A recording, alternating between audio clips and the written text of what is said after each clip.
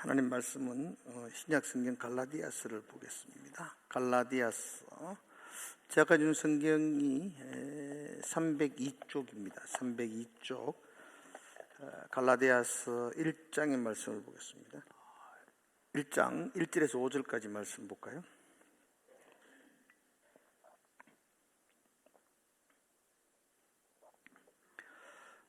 제가 먼저 1절 읽겠습니다. 갈라디아서 1장 1절에서 5절입니다. 사람들에게서 난 것도 아니요 사람으로 말미암은 것도 아니요 오직 예수 그리스도와 그를 죽은 자 가운데서 살리신 하나님 아버지로 말미암아 사도된 바울은 함께 있는 모든 형제와 더불어 갈라디아 여러 교회들에게 우리 하나님 아버지와 주 예수 그리스도로부터 은혜와 평강이 있기를 원하노라. 그리스도께서 하나님 곧 우리 아버지의 뜻을 따라 이 악한 세대에서 우리를 건지시려고 우리 죄를 대속하기 위하여 자기 몸을 주셨으니 같이 읽겠습니다. 영광이 그에게 세세토록 있을지어다. 아멘. 예전에 감동 깊게 봤던 영화 중에 타이타닉이라는 영화가 있습니다. 내용은 잘 몰라도 유명한 그림은 여러분들이 다 기억하실 겁니다. 저 그림입니다. 한간에 많은 사람들이 뒤에 있는 남자가 내하고 너무 닮았다 그런 이야기를 하지만 극구 부인하지는 않겠습니다. 하여튼 아주 유명한 그림이었습니다. 그러나 저 그림에는 문제점이 하나 있습니다. 잠시 후에 저 배는 침몰한다는 사실입니다. 아무리 아름다운 그림이지만 참 아름다운 사랑이었지만 잠시 후에 저들이 타고 있는 배는 깊은 바닷속으로 가라앉게 되어져 있습니다. 그러나 그 사실을 아무도 알지 못했습니다. 만약 누가 이 배가 곧 침몰한다고 소리치고 외쳤다면 저렇게 폼 잡고 저렇게 있지는 않았을 겁니다. 여러분, 배가 침몰하게 된다는 그 심각한 내용들을 외칠 수 있는 사람, 먼저 알아차리고 거기에 대해서 경종을 울릴 수 있는 사람이 있어야만 합니다. 이것이 이 시대를 살아가는 우리 그리스도인들에게 주어진 사명과도 같습니다. 이대로 가다가는 이 세상은 잠시 후에 멸망받을 수밖에 없습니다. 하나님께로 돌아와야 됩니다 라는 경고의 메시지를 울리고 이 세상을 향하여 경종을 울려야 될 사람이 바로 우리 그리스도인들입니다. 한 사람 한 사람이 신앙을 버리고 세상과 섞여 살아갈 때에는 표가 납니다. 누구라도 쉽게 알아차릴 수가 있습니다. 저분 옛날에는 굉장히 열심히였는데 요즘 많이 시험에 들었나 봐. 불평이 많아. 예배가 짜증스러워하는가 봐. 저분이 요즘은 기도 생활이 참 많이 약해진 것 같아. 옆에 사람이 압니다. 제가 말하고 싶은 것은 한 사람이 진리를 떠나서 세상과 섞일 때에는 표가 납니다. 그리고 주위에서 알아차릴 수가 있습니다. 그러나 공동체 전체가 한 무리가 한 그룹이 진리에서 떠나서 세상 속으로 점점 침몰할 때에는 사람들이 잘 모릅니다. 그럴 때는 그 공동체 안에 있는 사람도 잘 모르고 밖에 있는 사람은 이야기를 해도 그들은 잘 깨닫지를 못합니다. 예를 들어서 어떤 한 사람이 해수욕장에서 깊은 물에 빠져서 허우적거리면 주변 사람이 물에 빠졌구나 라고 알아차립니다. 그러나 항구에 묶여있던 배가 밧줄이 풀려서 바다로 점점 떠내려 가면 배에 있는 사람들도 묶여있는 줄 알고 있고 주변에 있는 사람들도 바다로 출항하는구나 그렇게 알게 돼서 그 공동체가 진리에게서 떠나는 것이 더 무섭다는 것입니다. 이단들이 그렇지 않습니까? 통일교 집단, 그 집단이 진리에서 떠났습니다.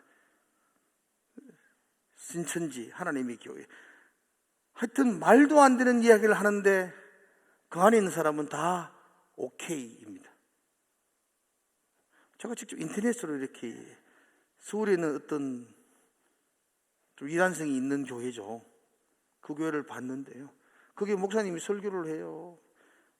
한때 신문에 그 목사님이 미국의 카지노에서 가서 거액을 잃어버렸다, 그런 신문이 났는데, 그분이 설교하면서 내가 뭐 좋아서 카지노를 했나, 교회 건축 빚 갚으려고 카지노 했지. 그래 온 교인들이 아멘 아멘 그러더라고요. 대단하더라고요. 카지노에서 돈 따서 빚 갚겠다는 거죠. 그렇게 또 어떤 사람은 설교하고 있으니까요, 방송실 한번 해주세요. 내가 설교하고 있는데 그 목사님 설교하는데 방송실에서 아름다운 아가씨, 우리는 방송실에 아가씨가 없어가지고 안 되겠네요. 방송실에서 사랑하는 성도 여러분, 지금 목사님의 어깨 위에 천사님이 앉아 계십니다. 이런 막 박수를 막 치고, 천사님 이러고 또 설교를 하고 뭐 그러더라고요. 그게 그렇게 해요. 근데 다 그렇게 좋아해요. 우리도 한번 보실래요? 그 사람 어깨면 어깨가 내 어깨도 어깨인데, 그죠? 집단이 진리를 떠나면 정말로 걷잡을 수가 없고, 이건 옆에서 아무리 이야기해도 잘 못 알아듣고 침몰하는 곳으로 점점 빠져들어가는 것을 보게 됩니다. 이런 집단적으로 진리를 떠났던 그런 예들은 현대 이단들에게만 있는 것이 아니고 이 초대교회에도 그런 일들이 비일비재했더랬습니다. 오늘부터 갈라디아서를 제가 좀 수요일마다 하려고 그러는데, 이 갈라디아서가 그 내용입니다. 갈라디아의 교회가 진리에게서 떠나고 있는 것을 바울이 바라보면서 안타깝게 보낸 편지가 바로 이 갈라디아서입니다. 갈라디아서는 어떤 개인이나 한 사람, 어떤 한 교회에게 보낸 편지는 아닙니다.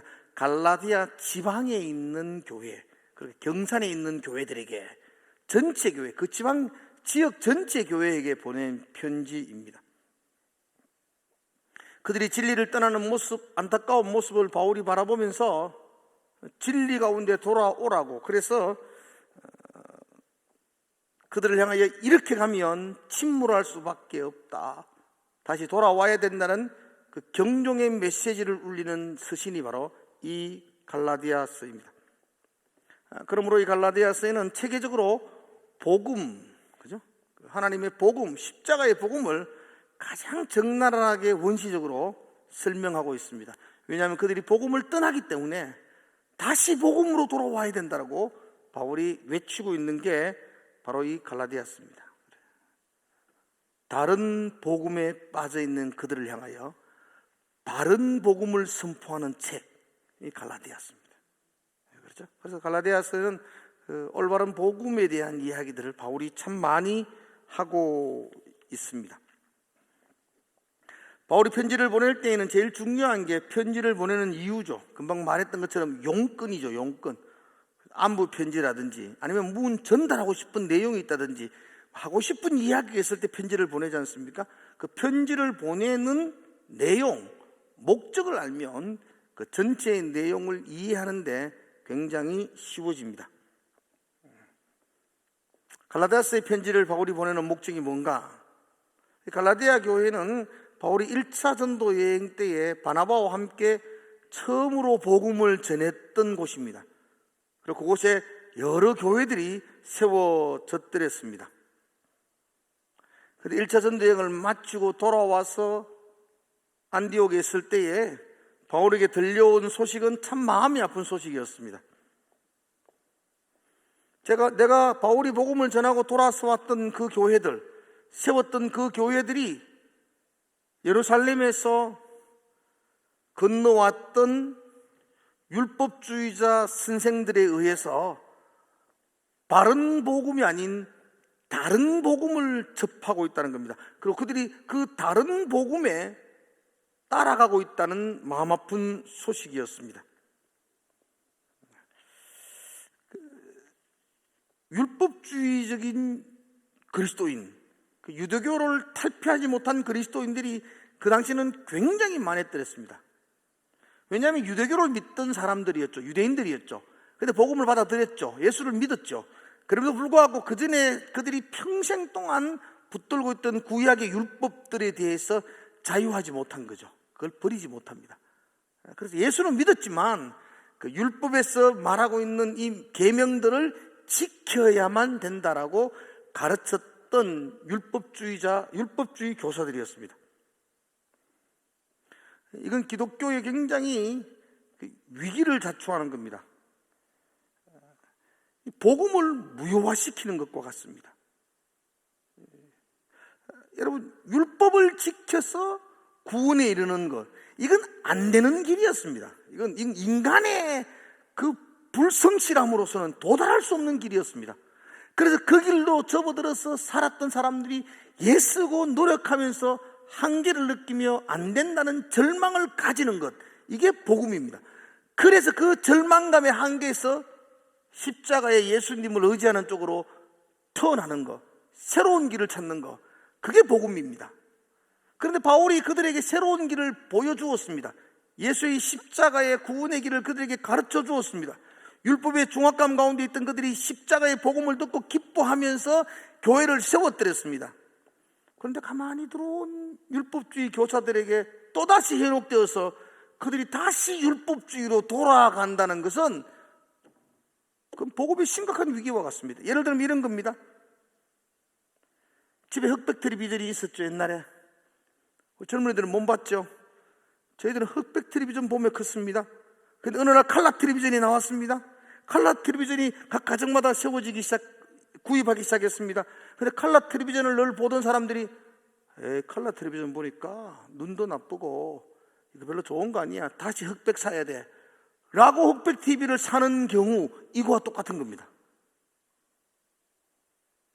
율법에서 십자가의 복음으로 건너뛰었던 그 사람들이 다시 지금 율법으로 돌아갔다는 소식이 바울에게 들려진 겁니다. 그게 지금 갈라디아 교회의 상황이었습니다.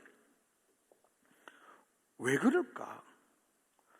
왜 칼라 텔레비전 보던 사람이 흑백이 더 좋다고 그렇게 돌아갈까? 왜 율법의 무거운 짐에서 허덕거리다가 십자가의 복음으로 자유함을 얻었던 그들이 다시 율법주의로 다시 돌아갈까? 그것도 속히, 그렇게 빨리 그렇게 돌아갈까? 그 이유가 무엇이겠습니까?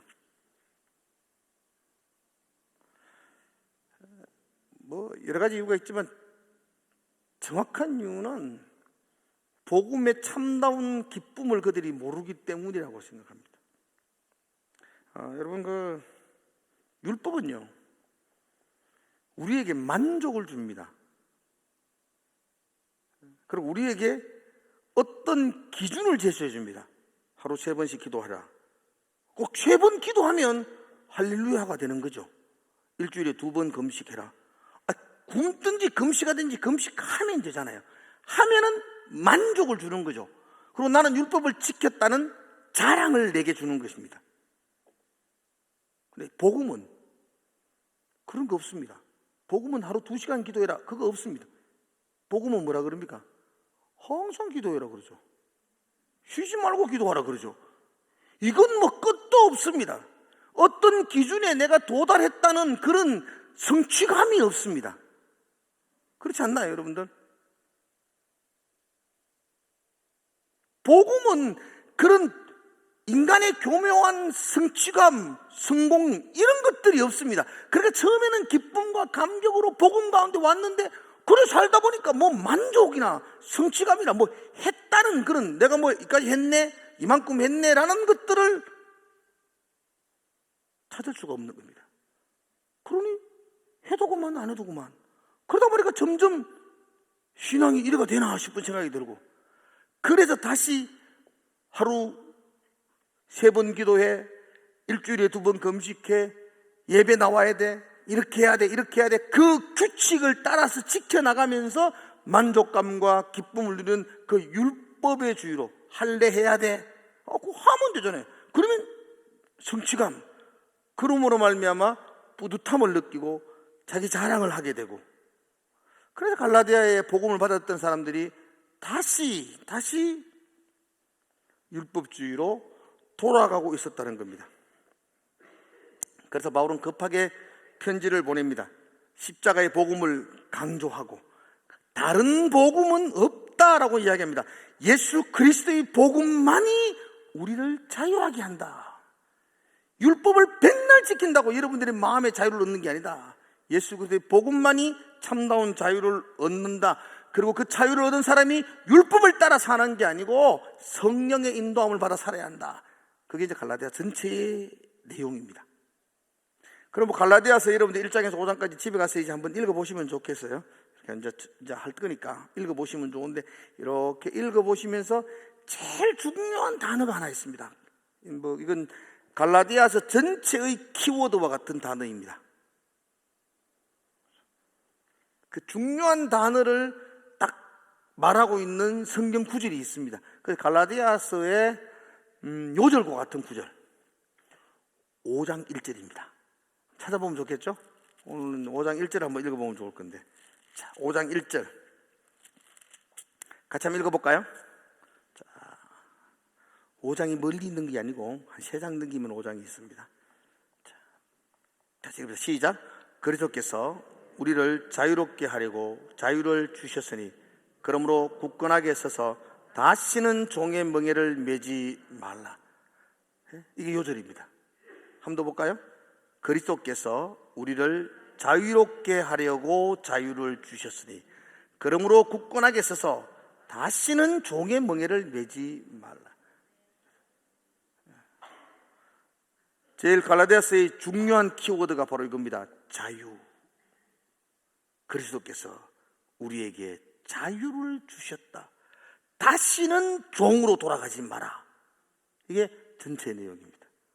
그래서 갈라디아의 전체 내용은 자유케 하는 복음, 이렇게 정합니다. 우리를 자유케 하는 게 복음밖에 없습니다. 율법으로는 자유케 할 수가 없습니다. 여러분들, 오르고 또 오르면 더 높은 산이 있습니다. 그게 율법입니다. 여러분들, 아무리 올라도 정상이 보이지 않는 것, 그게 율법입니다. 율법. 그런데 우리를 자유하게 하려고 그리스도의 복음을 우리에게 주셨다. 그러니까 다시는 율법의 그 종의 멍에를 다시는 매지 마라. 그렇게 바울이 외치고 있습니다.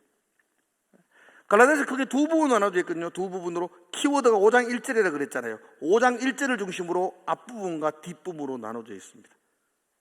그래서 5장 1절의 중심으로 뒷부분, 1장에서 4장까지가 한 부분이고 5장과 6장이 한 부분입니다.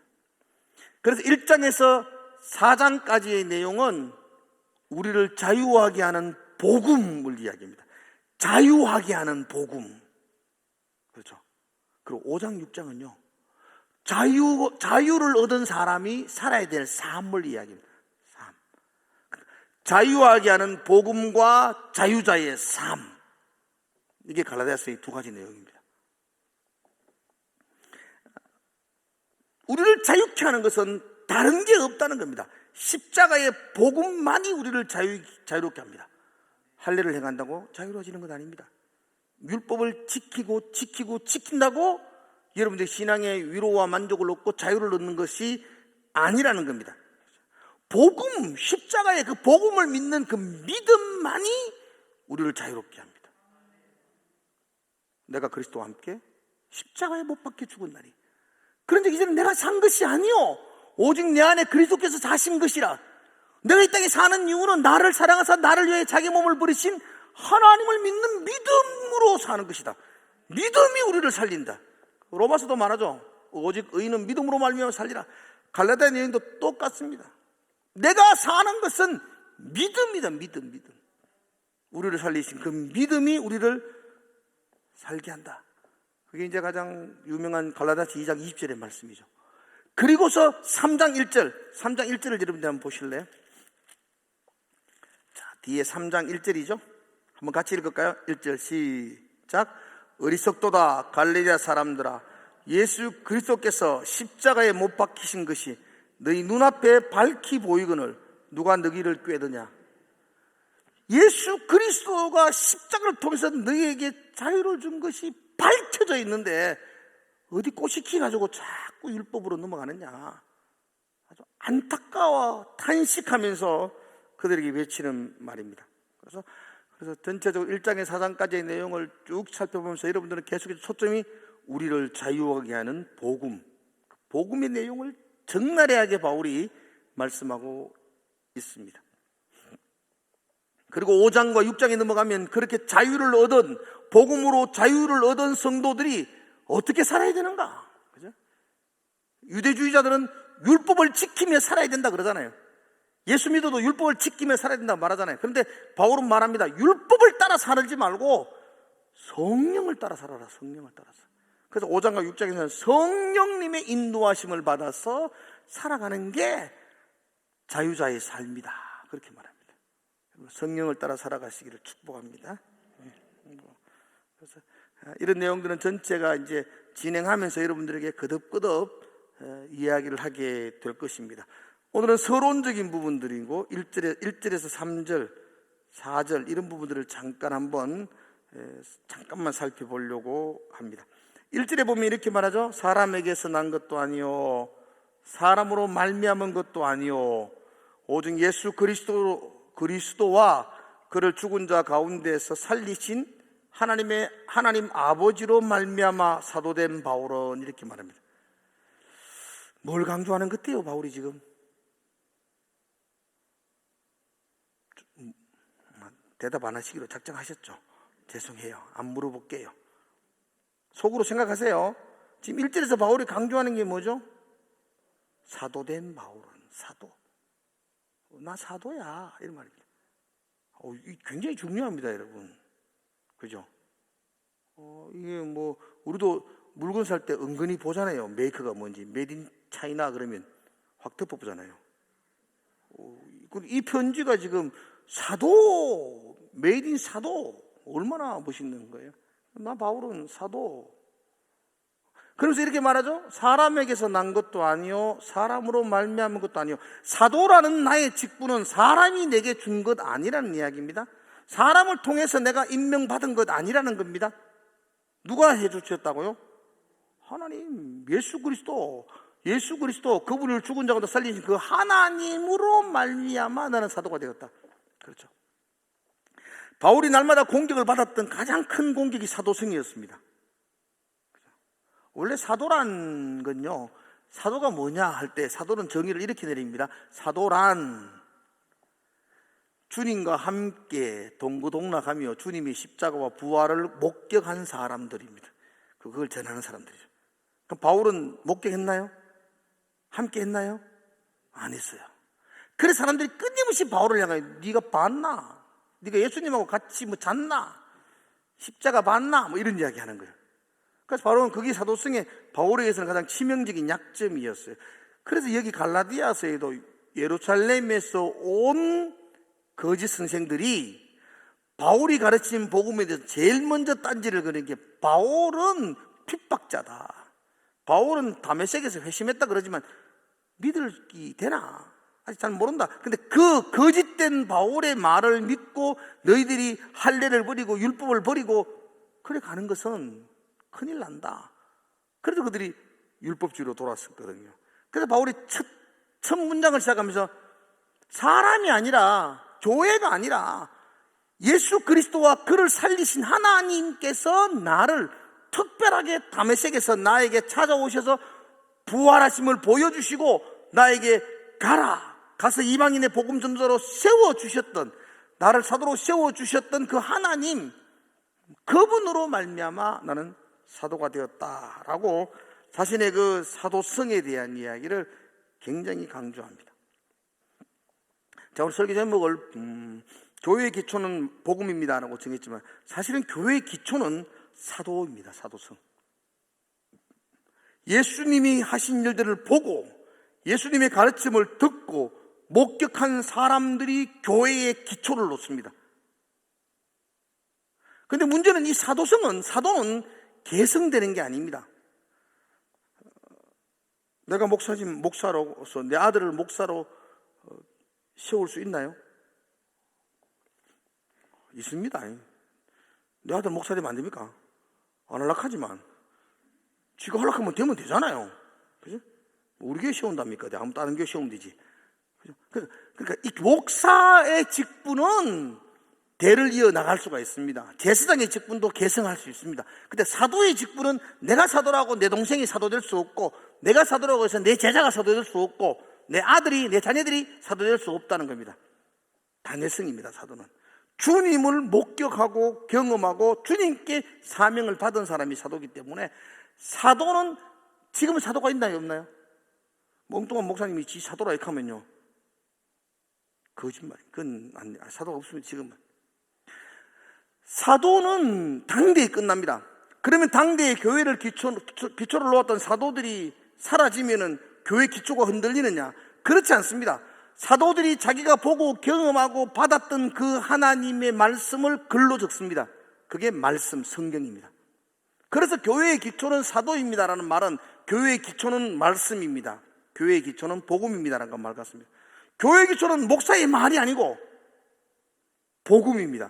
사도들이 전하여 준 복음의 말씀, 사도들이 적어서 전해준 이 성경, 이 성경이 교회의 기초가 되는 것입니다. 그래서 우리는 늘 점검해 봐야 됩니다. 내가 지금 신앙의 삶이 이 하나님의 말씀의 끈하고 연결되어져 있는지, 이 말씀의 끈이 끊어져서 내 혼자 그냥 자유롭게 표류한다면 결국은 침몰하고 말입니다. 항상 어디 가든지 돌아서서 내가 말씀의 끈을 붙잡고 있는지, 그 말씀의 끈에 붙들려 있는지, 배가 항구에 정박되어서 묶여져 있는지, 그 말씀의 끈과 연결되어져 있는지를 끊임없이 점검해 보아야 합니다. 근데 신앙생활을 오래 하다 보면은 말씀의 끈에 묶여 있는 것이 아니고 그동안의 경험과 전통과 했던 일들에 대하여 묶여 있습니다. 이건 하나님 말씀에 맞지 않습니다. 그래서 이건 우리가 하는 게 좋지 않겠습니다. 이렇게 말하는 게 아니고, 이건 전에 해봐야 안 됩니다. 전에 해봤는데 이건 아닙니다. 이건 우리가 지금 말씀의 끈에 우리가 묶여서 움직이는 것이 아니고 우리의 경험과 우리의 지식에 의해서 우리가 움직이고 있다는 겁니다. 자칫 그렇게 된다는 겁니다. 말씀의 끈이 끊어져서 표류하는 공동체가 될 수도 있다는 것입니다. 그래서 날마다 점검해 보아야 합니다. 지금 가라데아 교회가 지금 하나님 복음의 끈에 끊어져 있었습니다. 그래서 바울은 그들에게 사도된 내가, 이 말은 다 하나님이 나에게 알려주셨던 그 복음으로 내가 너에게 지금 말한다. 사도된 내가 말한다. 그렇게 말하고 있습니다.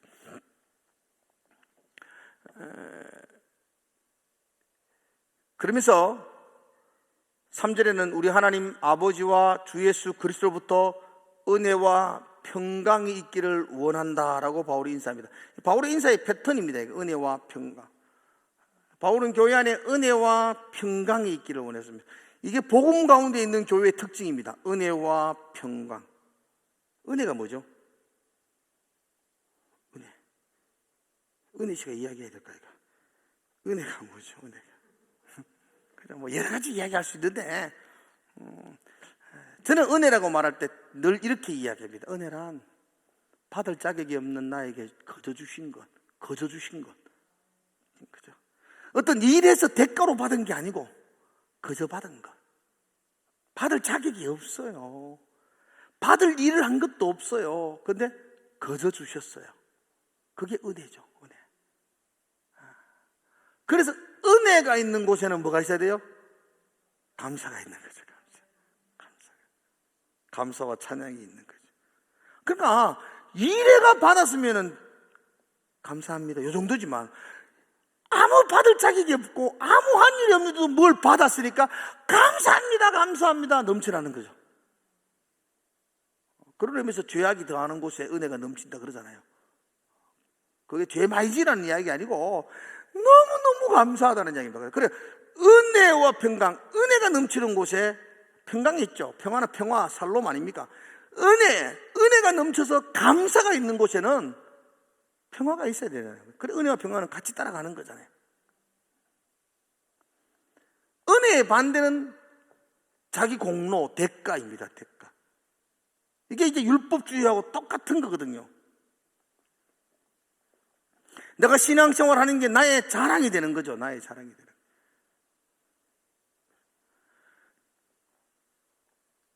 교인들 중에 주일 오전만 겨우 나오고 그것도 한 달에 한두 번 나오고 이런 분들은 제가 만나면요, 늘 죄송하단다 내보고. 늘 뭐 죄송할 게 없는데 늘 하나님 앞에서 죄송하고 미안하고 송구스럽고. 그분들이 신앙 좋은 거잖아. 새벽기도까지 꼬박꼬박 나오는 사람들은 내가 이만큼 하는데라는 마음을 가질 때가 있어요. 그러면 그게 은혜를 잃어버리는 것이고 자기 의의 공로에 사로잡히는 것이고 그게 다시 율법주의로 돌아가는 것이고 자기를 망하게 하는 것이에요. 그렇죠?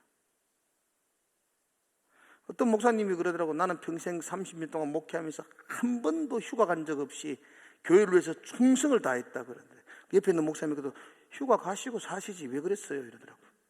휴가 안 갔다는 자기 의, 교회를 위해서 자기의 생명을 다 바쳤다는 자기 의에 사로잡혀 살지 말고 놀 거 다 놀면서 주님 앞에 늘 죄송해하고 감사해 하면서 이렇게 부족한 놈도 이렇게 설 수 있어서 감사합니다.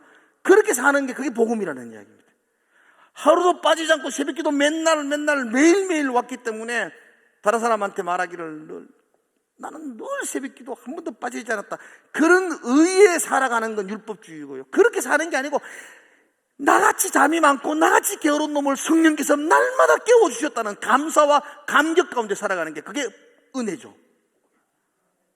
그래 살자고요. 그렇게 교회는 그렇게 살면은 뭔 다툼이 있을 게 뭐 있고 뭔 자랑할 게 뭐 있겠어요. 그죠? 새벽기도 매일 나오지 마시고 뒤에서 늘 주무시고 그러하십시오. 이런 뜻으로 받아들이지 마십시오. 제발 좀. 나옴에도 불구하고 나를 이끌고 여기까지 이끌고 오신 하나님의 놀라움을 찬양하며 그 은혜에 감사하며 그렇게 살아가시라고요. 네? 남들이 안 온다는 수요일도 왔다 말이야. 그래서 내가 빡세게 기도하고 간다 이런 마음 가지지 마시고 내 마음을 붙드셔서 이 자리로 불러주신 그 하나님의 은혜에 감사하며 살아가는 거, 그게 복음으로 사는 사람이라는 것입니다. 교회는 그 복음 때문에 은혜와 평강이 넘쳐나는 것, 그게 교회의 아름다운 모습이라고 말씀하고 있습니다. 사랑하는 성도 여러분들, 이 은혜와 이 평강, 살로움을 유지하는 방법이 있어요. 한두 번은 날마다 은혜 뭐 다 들었잖아. 우리가 은혜를 모르는 사람 어디 있습니까? 나 같은 죄인 살리신 주님의 은혜 한이 없다고 날마다 이야기하지 않습니까? 그런데 그 은혜를 꾸준히 유지할 수 있는 방법이 있습니다. 4절이거든요. 한번 볼까요? 4절 한번 봅시다. 시작. 그리스도께서 하나님고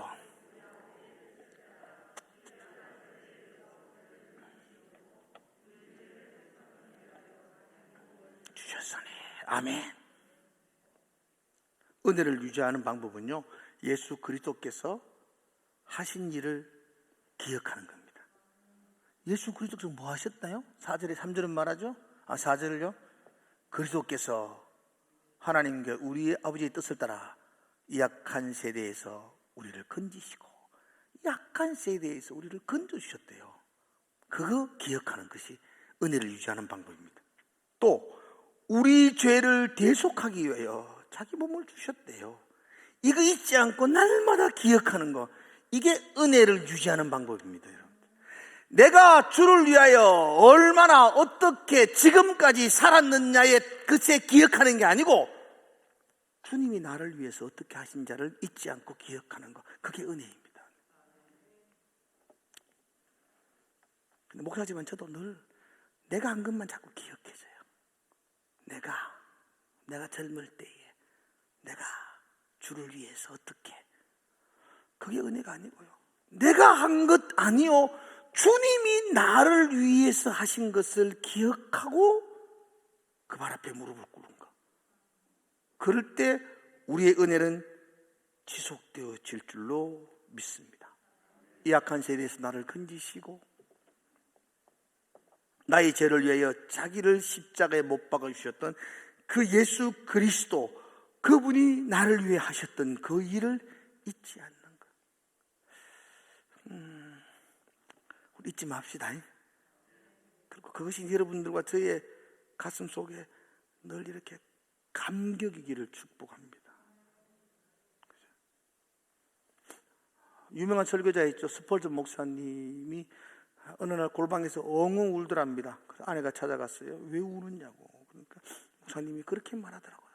오늘은 십자가를 생각하는데 눈물이 안 나. 그래서 운다는 거예요. 내가 나를 위해서 자기 몸을 버리신 그 주님 생각하는데 눈시울이 뜨거워지지 않았어. 그래서 내가 너무 패역한 영혼이라서 내 자신을 보고 운다 그래요. 날마다 십자가 생각하는 것. 그럴 때 하나님의 은혜와 평강이 우리 삶에 지속될 것입니다. 내가 얼마나 교회에서 일했는데, 여러분하고 한 일, 내가 한 일을 다 잊어봅시다. 주님 앞에 가서 생각하고 그거 다 잊어버렸습니다. 그것이 날마다 기억되어지면 자기 공로에 빠지게 되는 거죠. 하나님이 내게 하신 일들만 날마다 기억되어질 때에 내 삶 속에서 은혜와 평강이 넘쳐나게 될 줄로 믿습니다. 이것이 우리 교회의 기초여야 합니다. 이것이 복음입니다. 복음은 우리를 자유케 하며, 또한 복음은 우리를 십자가의 은혜 가운데로 우리를 이끌고 갑니다. 그 복음으로 자유케 된 우리들은 율법에 끌려 살아가는 삶이 아니라 그 복음의 십자가, 그 하나님의 성령의 인도함을 따라서 살아가게 되어져 있습니다. 그게 이제 갈라디아서의 내용입니다. 이 복음에 더 깊이 들어가면서 수요일마다 여러분과 저에게 하나님이 주시는 그 은혜가 넘쳐나는 그 은혜 붙들고 기도하는 그 우리 모두가 되기를 주의 이름으로 축복을 드립니다. 기도하겠습니다. 하나님, 점점 복음이 퇴색되어져 가고 점점 내 공로, 내가 한 일만 자꾸 기억되어지는, 그래서 두렵습니다. 주님이 내게 하신 일들이 내 속에서 가득 채워지게 하시고, 그래서 내 마음속에 그 은혜와 평강이 넘쳐나는 우리의 삶이 되게 하여 주시옵소서. 복음으로 우리를 붙들어 주시기를 간절히 소망하며 예수님 이름으로 기도드리옵나이다. 아멘.